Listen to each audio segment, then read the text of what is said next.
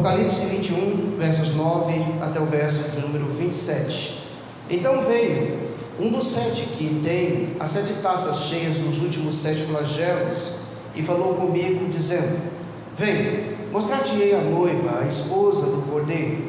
E me transportou em espírito até uma grande e elevada montanha, e me mostrou a santa cidade, Jerusalém, que desceu do céu da parte de Deus, a qual tem a glória de Deus. O seu fulgor era semelhante a uma pedra preciosíssima, como pedra de jaspe cristalina. Tinha grande e alta muralha, 12 portas, e junto às portas 12 anjos, e sobre elas nomes escritos, que são os nomes das 12 tribos dos filhos de Israel. 3 portas se achavam a leste, 3 ao norte, 3 ao sul e 3 ao oeste. A muralha da cidade tinha 12 fundamentos, e estavam sobre estes os 12 nomes dos 12 apóstolos do Cordeiro. Aquele que falava comigo tinha por medida uma vara de ouro para medir a cidade, as suas portas e a sua muralha. A cidade é quadrangular, de comprimento e largura iguais. E mediu a cidade com a vara até 12.000 estádios. O seu comprimento, largura e altura são iguais. Mediu também a sua muralha, 144 côvados, medida de homem, isto é, de anjo. A estrutura da muralha é de jaspe, também a cidade é de ouro puro, semelhante a vidro límpido. Os fundamentos da muralha da cidade estão adornados de toda espécie de pedras preciosas. O primeiro fundamento é de jaspe, o segundo de safira, o terceiro de calcedônia, o quarto de esmeralda, o quinto de sardônio, o sexto de sárdio, o sétimo de crisólito, o oitavo de berilo, o nono de topázio, o 10º de crisópraso, o 11º de jacinto e o 12º de ametista. As 12 portas são 12 pérolas, e cada uma só pérola. A praça da cidade é de ouro puro, como vidro transparente. Nela não vi santuário, porque o seu santuário é o Senhor, o Deus Todo-Poderoso e o Cordeiro. A cidade não precisa nem do sol nem da lua para lhe darem claridade, pois a glória de Deus a iluminou, e o Cordeiro é a sua lâmpada. As nações andarão mediante a sua luz, e os reis da terra lhe trazem a sua glória. As suas portas nunca jamais se fecharão de dia, porque nela não haverá noite. E lhe trarão a glória e a honra das nações. Nela nunca jamais penetrará coisa alguma contaminada, nem o que pratica abominação e mentira, mas somente os inscritos no livro da vida do Cordeiro. Então me mostrou o rio da água da vida, brilhante como cristal, que sai do trono de Deus e do Cordeiro.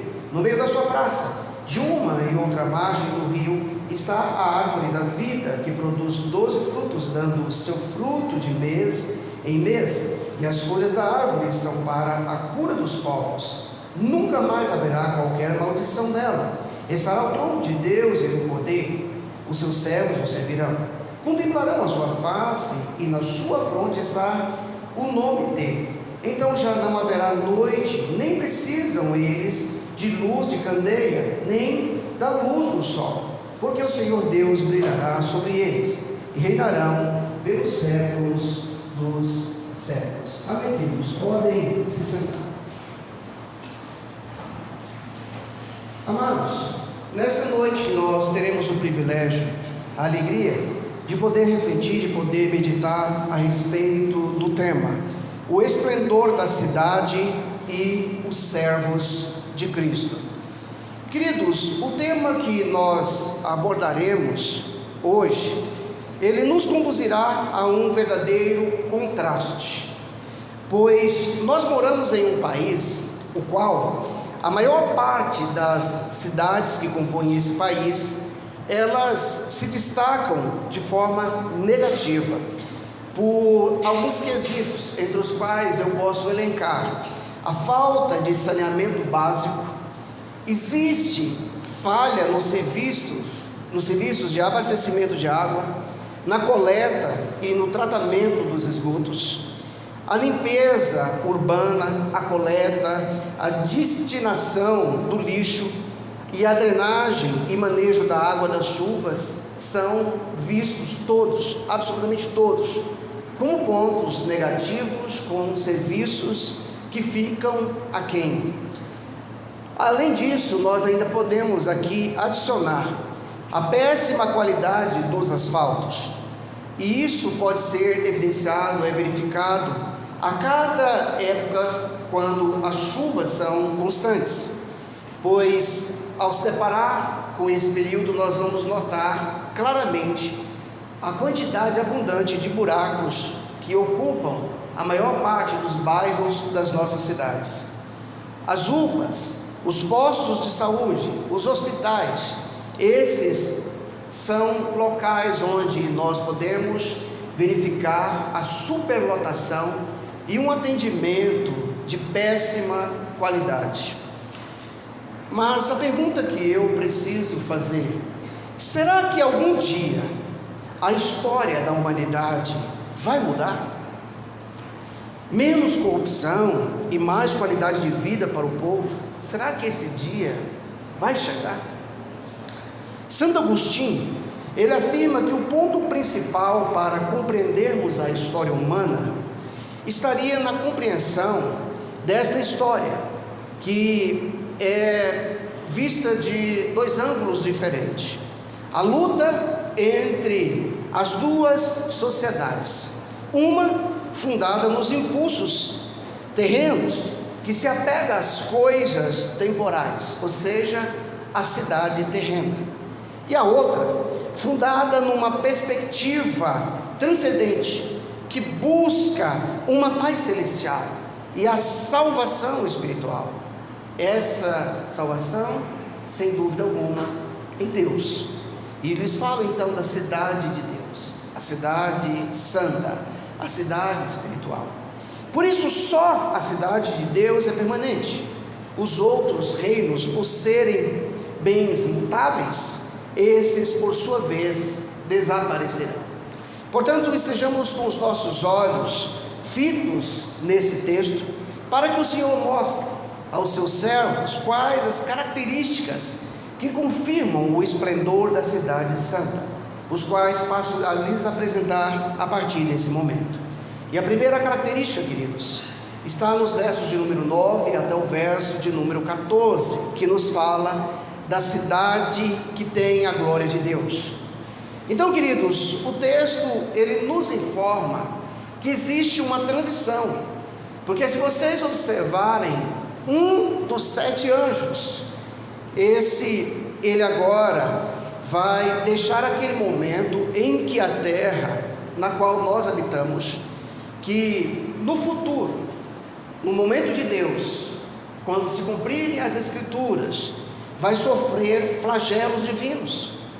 As taças serão derramadas, trazendo inúmero sofrimento ao povo que habita nessa terra. Mas esse mesmo anjo, queridos, ele está falando a João de uma forma, de uma maneira indispensável. E o convite inicialmente é para que João pudesse contemplar a noiva do Cordeiro. E em que local? A partir de uma montanha elevada. João então é levado em espírito até esse local por esse anjo, e ele então pode ver a noiva do Cordeiro. Mas é interessante que o que João vê é a santa cidade, a Jerusalém celestial que desceu do céu da parte de Deus, a qual tem a glória de Deus. Agora notem algo, queridos, nesses versículos iniciais, os quais há pouco citei aos irmãos, os versos número 9 até o verso número 14, que algo é enfatizado aqui. Vocês vão perceber que o número 12, ele é enfatizado. Mas eu preciso lhe perguntar, o que significa o número 12 na Bíblia? Já que o texto fala de 12 portas, 12 anjos, 12 tribos dos filhos de Israel, 12 fundamentos, 12 apóstolos do Cordeiro, o que significa o número 12?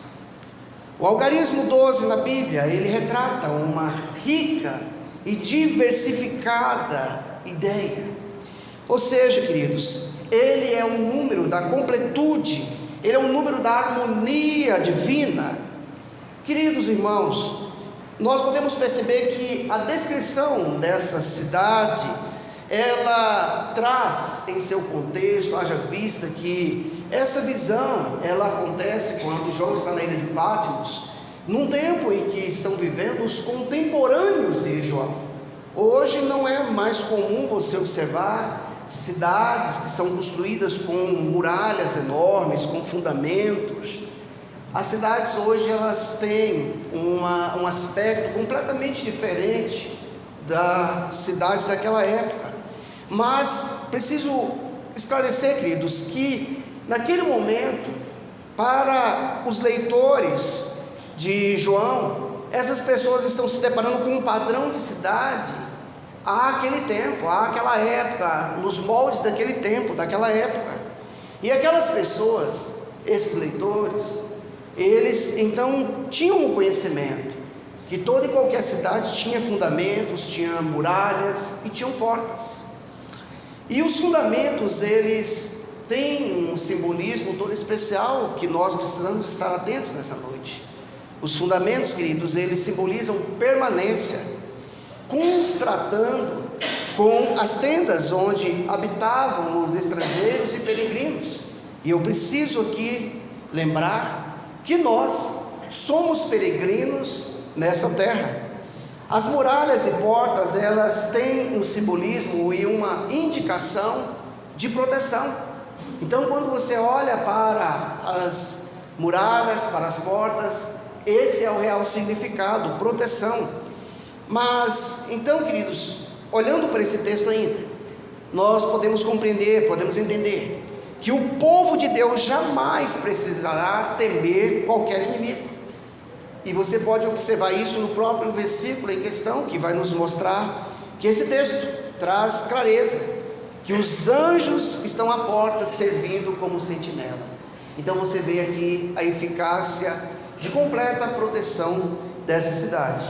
Mas nós encontramos uma segunda característica fornecida por esse texto agora, nos versos de número 15 até o versículo de número 21. E a segunda característica é: a cidade santa é sob medida e perfeita. Então, queridos, nós podemos constatar que o anjo, ele tinha uma vara de ouro. E essa vara era utilizada para medir a cidade.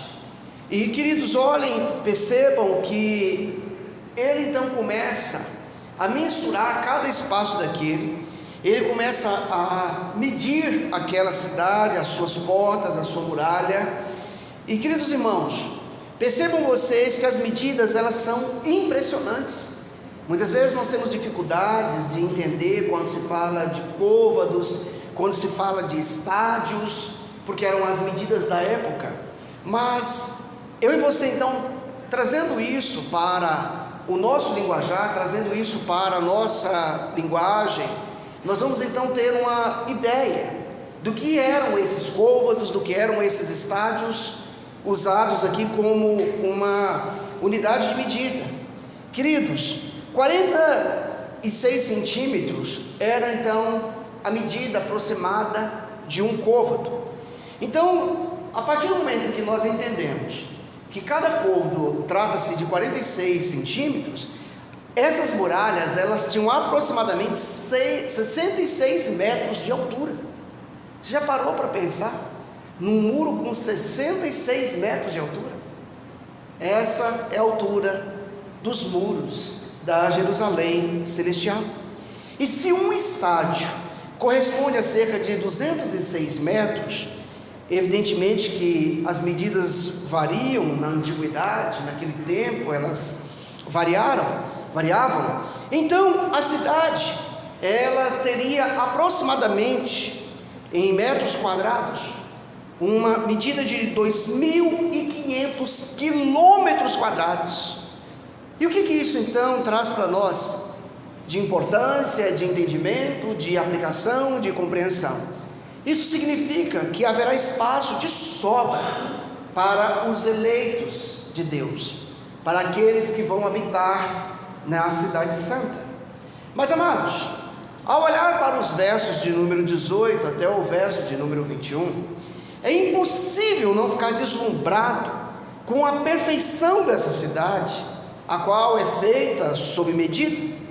Notem que João descreve os detalhes, afirmando que as muralhas são de jaspe, uma pedra cristalina, mas a cidade em si, ela é feita de ouro. E esse ouro, queridos, ele se destaca de uma forma tão fantástica, imensurável, incomparável, que é dito por João que ela é semelhante a um cristal límpido. Digno de nota é que a glória de Deus, ela resplandece naquela cidade, é a luz daquela cidade, ela ilumina toda aquela cidade, como se tratasse do Santo dos Santos. Meus irmãos, eu devo mencionar que convencionalmente os fundamentos das construções, eles são subterrâneos. Nós temos aqui irmãos que trabalham na construção civil e sabem que quando você vai construir o alicerce de uma construção, uma sapata, você, ao fazer isso, na maioria das vezes, esses alicerces, eles vão ser subterrâneos. Mas, ao olhar para esse texto, nós vamos perceber, queridos, que eles são visíveis, são camadas que são visíveis, e não se pode aqui se afirmar com certeza a cor dessas pedras preciosas, e na verdade isso não importa, isso não é o mais importante para nós, a definição da cor exata de cada uma dessas pedras preciosas. O importante é sabermos que o nosso Deus, Ele é um Deus de beleza, é um Deus que Ele exala beleza, que Ele espalha beleza em abundância por toda a cidade, a qual está sendo preparada para o seu povo.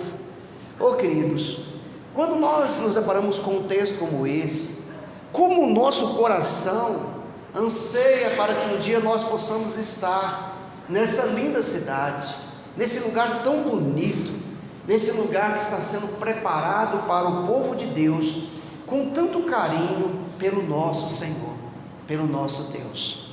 Mas, amados, nós ainda encontramos uma terceira característica fornecida por esse texto sagrado, agora nos versos de número 22 até o verso de número 27.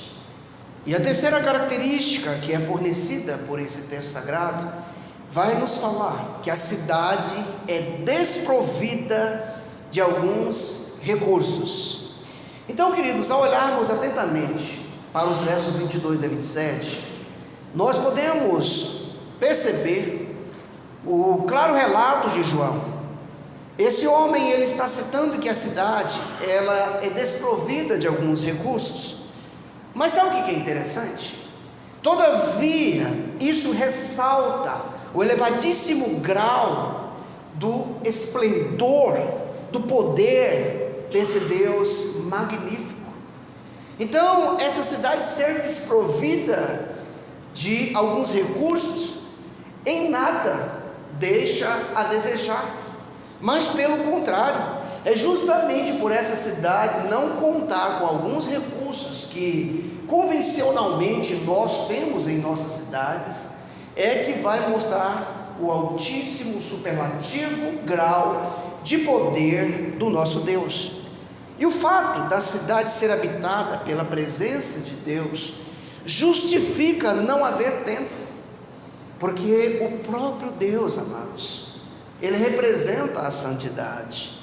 E João vai dizer, João vai afirmar em alto e bom som: nela não vi santuário, porque o seu santuário é o Senhor, o Deus Todo-Poderoso e o Cordeiro.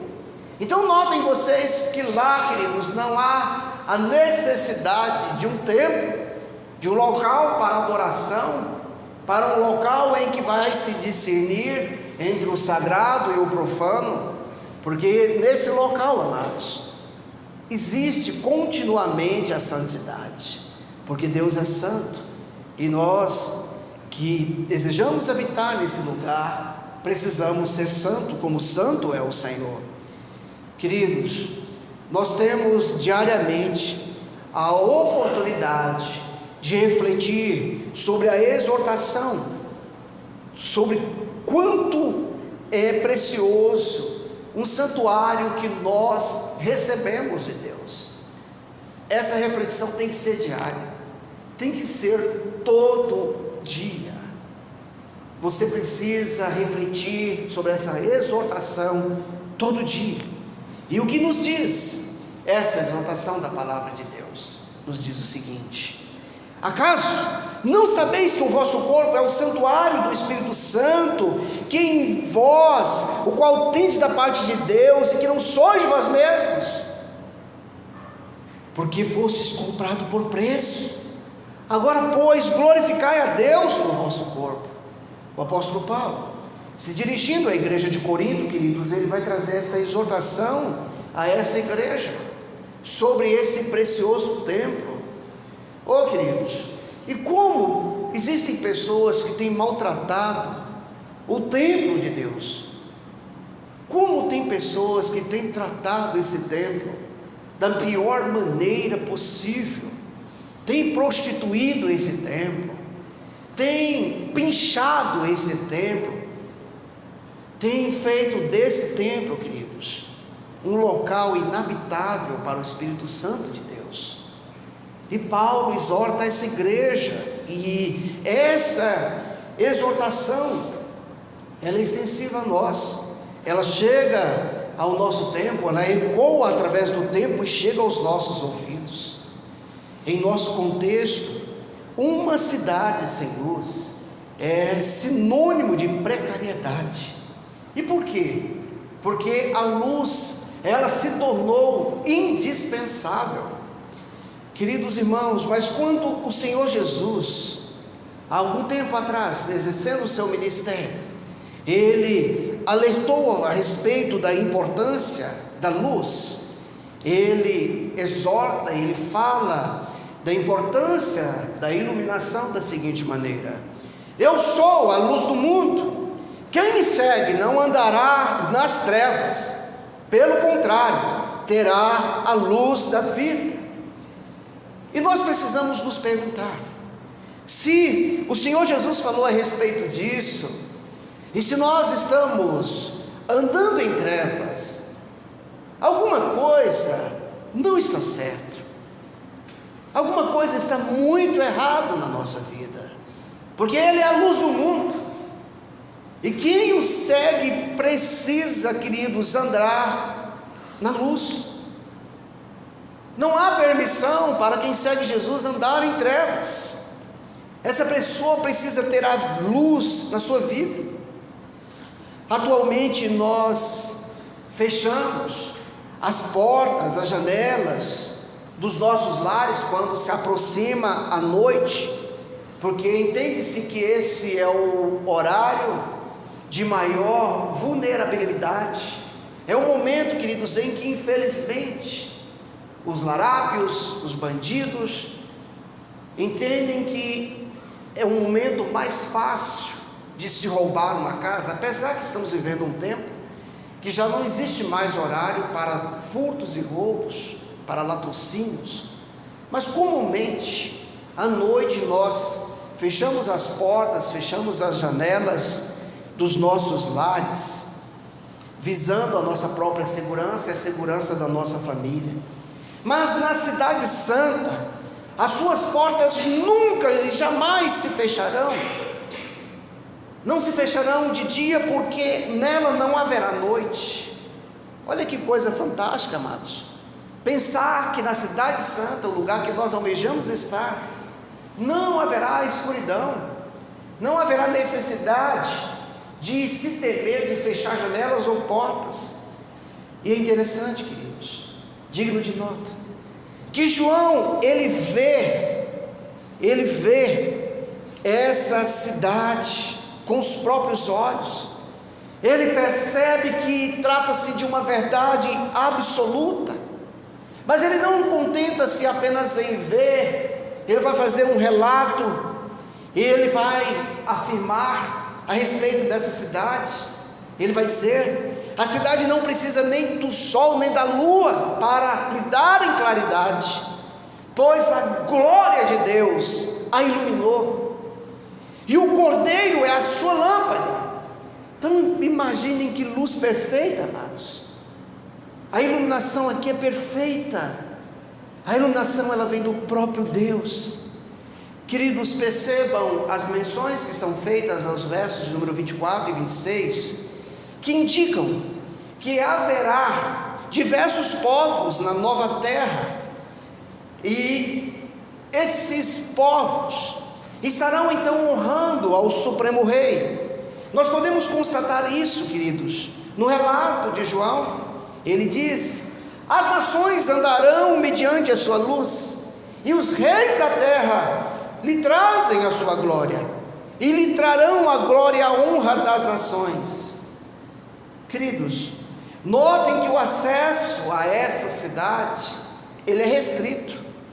Então não estarão nessa cidade todas as pessoas que habitam essa terra. É restrito. As pessoas que estarão lá, cumprindo-se aquilo que um dia o Senhor Jesus falou: muitos são chamados, poucos escolhidos.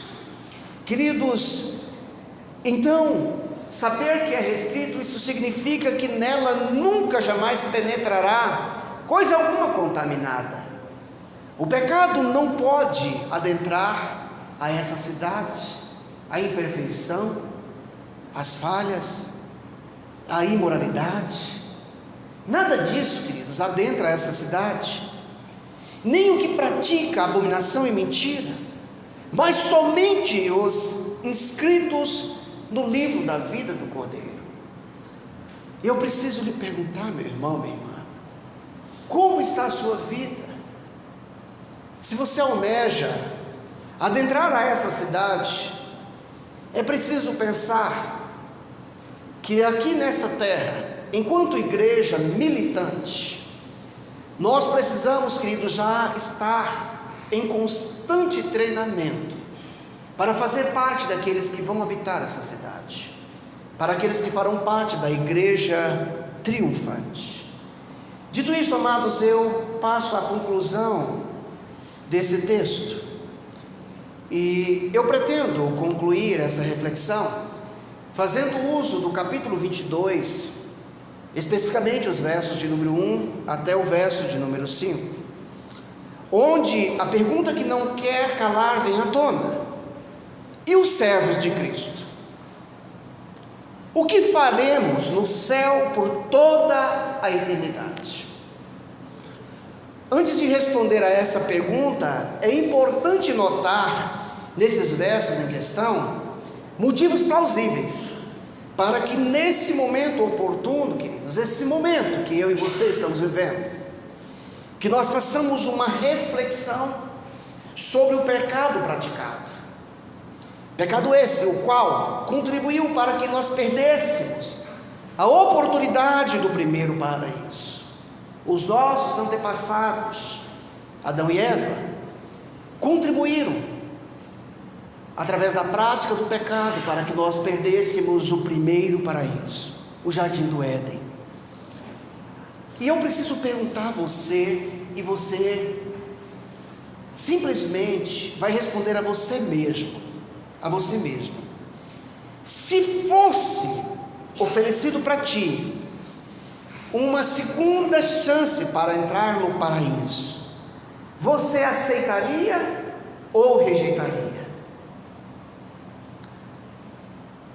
Eu preciso esclarecer, queridos, que a exemplo de muitos em nossos dias, aqueles que escolhem o pecado ao fazê-lo, simplesmente estão dizendo que rejeitam o paraíso. Mas se os desertos da vida, que por muitas vezes nós passamos, esses desertos, eles contribuem para gerar sede em nós, a exemplo da sede que os filhos de Israel tinham na sua peregrinação, queridos, essa sede ela só pode ser saciada em sua plenitude por aquele que um dia disse de forma esclarecedora: aquele, porém, que beber da água que eu lhe der, nunca mais terá sede. Pelo contrário, a água que eu lhe der será nele uma fonte para jorrar para a vida eterna. Jesus disse isso àquela mulher samaritana, quando ele estava ali naquele poço. E se você tem sede de Deus, se você que tem vivido um momento de grande sede de Deus, durante a sua peregrinação nessa terra, é o Senhor Jesus que está falando a respeito dessa sede saciada. As nascentes nessa terra, elas têm se tornado escassas. Alguns anos atrás, quando eu cheguei nessa cidade, nós presenciamos muitas nascentes, e é lamentável que hoje, queridos, muitas das nascentes que nós havíamos visto nessa cidade já não existem. Mas esse texto nos mostra onde é a fonte dessa água cristalina. Vejamos o testemunho de João, e olha o testemunho desse homem de Deus. Olha o que João está dizendo no verso de número 1 do capítulo 22. Então me mostrou o rio da água da vida, brilhante como cristal, que sai do trono de Deus e do Cordeiro. Olha onde é a fonte, queridos, da água da vida, do trono de Deus. Hoje é o dia oportuno para refletir, queridos, que Adão e Eva, eles tiveram a oportunidade para se alimentar fartamente do alimento oferecido por Deus. O Senhor Deus chegou e falou para Adão e Eva: de todas as árvores do jardim podereis comer, mas da árvore da vida e da árvore do conhecimento do bem e do mal, essas são vetadas. Infelizmente, eles preferiram, queridos, alimentar-se da desobediência. Eles deixaram de alimentar-se do alimento oferecido por Deus para se alimentar da desobediência. Lamentável o que acontece com os nossos pais. Queridos irmãos e irmãs, eu preciso lhe dizer: não perca a oportunidade de contemplar a praça mais encantadora que você possa imaginar. Na nossa cidade, nós temos algumas praças que, com certeza, elas trazem em algum momento da nossa vida alguma memória, alguma lembrança de um momento importante que nós vivemos. Mas essa praça, queridos, ela é uma praça encantadora, ela é uma praça inimaginável, algo nunca antes visto por olho humano. E João afirma que no meio da sua praça, de uma a outra margem do rio, está a árvore da vida, que produz 12 frutos, dando seu fruto a cada mês, de mês em mês, e as folhas da árvore são para a cura dos povos. Hoje nós temos vivido um tempo, queridos irmãos e irmãs, nos quais, por conta do pecado, por causa do pecado, muitos sofrem variadas enfermidades essas que afetam o corpo, enfermidades que afetam a mente, enfermidades que afetam a alma. Mas como é confortador saber que na cidade esplendorosa nunca mais haverá qualquer maldição ali não existe. Nela, queridos, estará o trono de Deus e do Cordeiro. E quando esse dia glorioso chegar, nós também teremos a absoluta certeza, queridos, que se cumprindo todas as sagradas escrituras, as profecias, Satanás, ele já terá sido aprisionado eternamente, e junto com ele, todos que se dispuseram a servir, todos que desprezaram a oportunidade de estar na cidade santa, de estar na Nova Jerusalém, na Jerusalém celestial. Deus tem dado oportunidade, e nós não sabemos se hoje é a sua última oportunidade. Você que escuta essa mensagem, quantas pessoas, queridos, têm perdido a oportunidade de poder fazer parte daqueles que estarão na Jerusalém celestial? Quanto às perguntas que anteriormente eu havia mencionado, e os servos de Cristo? O que faremos no céu por toda a eternidade?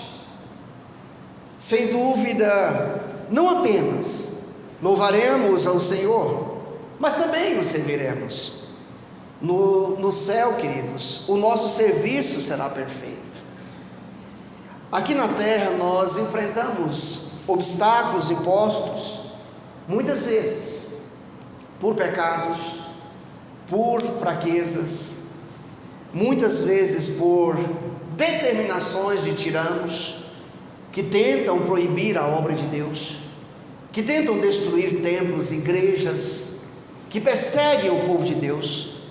Aqui o nosso serviço para o Senhor é imperfeito, mas, queridos, nós, ao olharmos para a palavra de Deus, eu e você teremos a absoluta certeza que lá, ao chegar na glória, o serviço será perfeito. E por quê? Porque o ambiente também é perfeito. Meus irmãos e irmãs, eu e você, nós não temos da parte da Bíblia Sagrada um esclarecimento. Qual será, de forma detalhada, o serviço que nós prestaremos na Nova Jerusalém? Mas não é preciso saber, basta saber o que Deus deseja e que seja feito hoje. Como servos de Deus, se eu e você temos discernimento do que Deus deseja para a nossa vida, que nós estejamos dispostos a fazê-lo, já aqui e agora. A nossa fidelidade nessa vida, ela é uma preparação para o serviço vindouro. Então, querido, você que é servo de Deus, já comece a treinar aqui na terra, já comece a fazer para Deus com excelência aqui na terra, já comece a exercer seu papel de servo aqui na terra. Dito isso, eu finalizo afirmando que no lar eterno não seremos apenas servos, mas também reinaremos para todo sempre com o Senhor. Amém. Fique de pé, eu quero orar por você. E você que escutou essa mensagem, se de alguma forma a palavra de Deus falou ao seu coração, eu quero convidar você a colocar uma de suas mãos sobre o seu coração, fechar os seus olhos nesse momento, para que nós tenhamos uma palavra de oração. Senhor, a tua palavra foi pregada nessa noite ao teu povo. Deus, não é a palavra do homem pecador, eu sou apenas o teu mensageiro, mas a palavra é de um Deus altíssimo, de um Deus todo-poderoso. Senhor Deus, e hoje nós meditamos a respeito do esplendor da cidade e os servos de Cristo. E nós podemos perceber, Senhor Deus, três características importantes. Senhor Deus, nós podemos nessa noite, Pai, entender a importância da primeira característica, a cidade que tem a glória de Deus. Como nós almejamos, Senhor Deus, habitar nessa cidade, que tem como marca registrada, Senhor Deus, a tua glória. Uma cidade linda, Senhor Deus, uma cidade, Senhor amado, Deus bendito e santo, em que a glória do Senhor mostra o teu esplendor. Deus de poder, que nós possamos ser perseverantes, para que um dia nós possamos habitar nesta cidade santa, nessa cidade, Senhor Deus, que exala o bom perfume de Cristo, nessa cidade em que a glória do Senhor, Senhor Deus, será vista por todos os eleitos do Senhor. Mas nós vimos nessa noite também uma segunda característica, Senhor Deus, desta cidade. Essa cidade, ela é uma cidade sob medida, uma cidade perfeita. Hoje nós vivemos um tempo, Senhor Deus, uma época em que nós habitamos em cidades, meu Deus, de pessoas imperfeitas, cidades, Senhor Deus, precárias, cidades, Senhor Deus, em que habitam pessoas que praticam toda sorte de maldades, de crimes, Senhor Deus, cidades, ó Pai, onde o medo é existente, onde o pavor, onde a dúvida, onde a corrupção e tantas outras, Senhor Deus, abominações, Senhor Deus, tem se mostrado presente. Mas essa cidade é uma cidade perfeita, é uma cidade sob medida, a cidade em que nós almejamos estar. Oh querido Deus, mas por fim, nós ainda vimos uma última característica, Senhor Deus. Nós percebemos que a cidade ela é desprovida de alguns recursos, mas é interessante que apesar da cidade santa ser desprovida de recursos que são usados aqui na terra, Senhor Deus, é nessa cidade que não existe sol, que não existe a lua, é nessa cidade que não existe, Senhor Deus, asfalto, que não existe postos de saúde, hospitais. É essa cidade em que o Senhor é a cura, é essa cidade em que o Senhor, meu Deus, está cuidando do teu povo. É nessa cidade, Senhor Deus, em que o alimento é contínuo. É nessa cidade que existe o rio da vida, a árvore da vida, a árvore, Senhor Deus, do conhecimento. É nessa cidade que existe uma praça nunca antes vista por olhos humanos. Essa cidade, Senhor Deus, nos mostra que a glória do Senhor sobressai, que o teu poder, que o Rei dos Reis, o Senhor dos Senhores, Ele domina pelos séculos dos séculos. Oh Deus bendito, que nessa noite, Senhor Deus, o nosso coração possa desejar habitar nessa cidade, que aqueles queridos, Senhor Deus, que escutam essa mensagem, que aqui chegando, Senhor Deus, chegaram com uma vida, Senhor Deus, que não agradava a Ti, que não glorificava o Senhor, abandonem o pecado e comecem, Senhor Deus, já a partir daqui, a viver, Senhor Deus, como servos que desejam estar servindo eternamente ao Rei dos Reis, ao Senhor dos Senhores, que desejem habitar na santa cidade por Ti preparada, Senhor. Essa é a nossa oração, ó Pai, em nome de Jesus, em nome de Jesus.